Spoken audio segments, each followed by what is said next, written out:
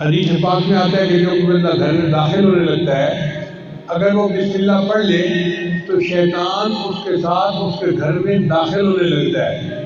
بسم اللہ پڑھنے کے بعد شیطان کا راستہ بند ہو جاتا ہے اور شیطان اس گھر میں داخل نہیں ہوتا۔ اور اگر وہ بسم اللہ پڑھے بغیر گھر میں داخل ہو جائے تو وہ اکیلا گھر میں نہیں داخل ہوتا، بلکہ اس کے ساتھ شیطان بھی داخل ہو جاتا ہے۔ اور اگر وہ بندہ کھانا کھاتے ہوئے بسم اللہ پڑھ لے تو شیطان اس کے کھانے میں شامل نہیں ہو سکتا۔